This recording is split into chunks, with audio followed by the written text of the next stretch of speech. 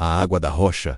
O sol ardia sobre o deserto implacável, e o povo de Israel caminhava em meio às areias escaldantes. Tinham visto a mão de Deus abrir o mar, tinham provado o pão do céu chamado maná, mas agora enfrentavam uma nova provação que os colocava diante de um dilema entre confiar ou reclamar. A sede se tornava insuportável, e a água não era encontrada em lugar algum. Homens, mulheres e crianças sentiam seus lábios racharem. O gado, que seguia junto ao povo, mugia de sede. A paisagem ao redor não oferecia nenhum sinal de rios, fontes ou lagos. Apenas rochers, areia, e um calor que parecia aumentar a cada passo. A esperança parecia se dissolver com o passar dos dias. A angústia transformou-se em murmuração. O povo começou a se levantar contra Moisés, dizendo que era melhor terem morrido no Egito do que sofrer aquela sede no deserto. A lembrança da escravidão se misturava à ilusão de que lá, pelo menos, tinham água para beber. A gratidão pelos milagres anteriores rapidamente se apagava diante da dificuldade do presente. Moisés escutava as queixas,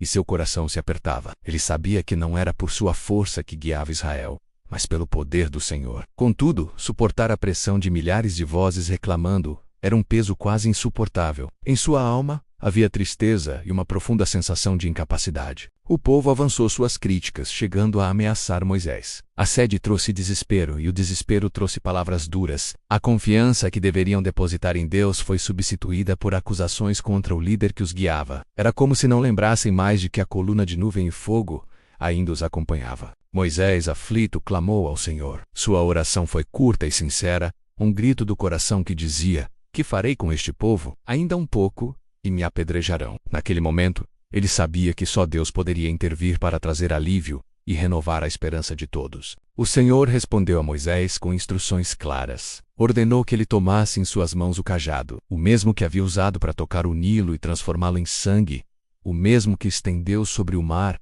para que as águas se abrissem. Com esse símbolo de autoridade, deveria conduzir os anciãos do povo e ir até a rocha em Horebe. Deus prometeu estar diante dele sobre a rocha. A ordem era simples, mas carregada de poder.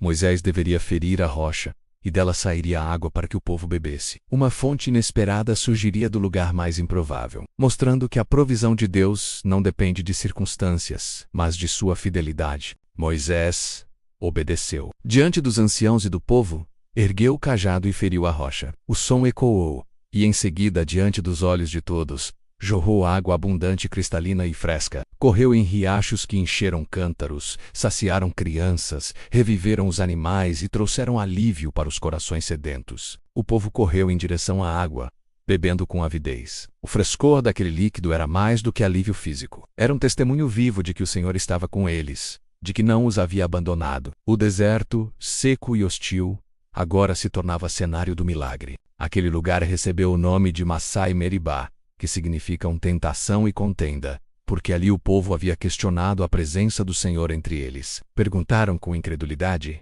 "Está o Senhor no meio de nós, ou não?" E Deus respondeu não com palavras, mas com água fluindo de uma rocha seca. O episódio marcou profundamente a memória de Israel. A rocha ferida que deu água se tornou símbolo da graça de Deus que supre necessidades, mesmo diante da incredulidade do povo. Moisés, como servo fiel, foi instrumento para manifestar mais uma vez o cuidado do Senhor. Mas também ficou registrado como advertência. A murmuração, o reclamar constante e a falta de confiança mostraram a fragilidade do coração humano diante das provas. Em vez de lembrar do que Deus já tinha feito, escolheram duvidar. Mesmo assim, a misericórdia de Deus prevaleceu. Naquele dia, as famílias beberam até se saciarem. Os animais puderam descansar.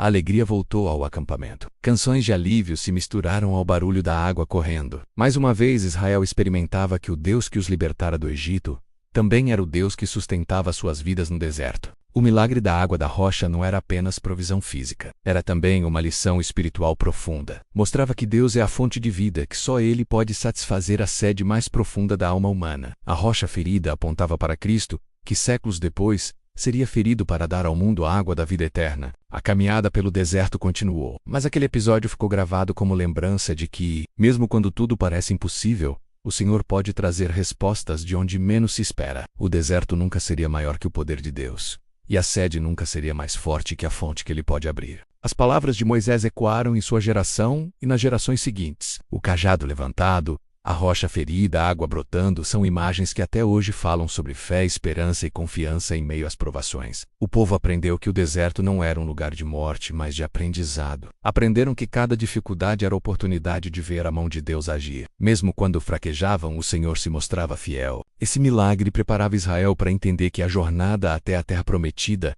não seria baseada em sua própria força, mas na dependência total do Senhor. E também preparava todos nós hoje para compreender que nossa vida depende da rocha eterna, Cristo, de quem flui a água viva. Ao longo dos anos, sempre que o povo lembrava de Massá e Meribá, recordava a tentação e a contenda, mas também a fonte de água inesperada. Era uma história que transmitia tanto advertência quanto consolo, um chamado à confiança e uma lembrança de que Deus é suficiente. O deserto de Horebe deixou de ser apenas cenário árido e se transformou em testemunho da graça divina. A rocha rachada pela vara de Moisés se tornou marco de que a provisão de Deus não falha, mesmo diante da dúvida humana. Assim, a narrativa da água da rocha segue sendo contada através das gerações, como uma história de fé, rebeldia, juízo e misericórdia. Ensina que a sede do corpo pode ser saciada pela água física, mas a sede da alma só encontra descanso na presença do Deus vivo.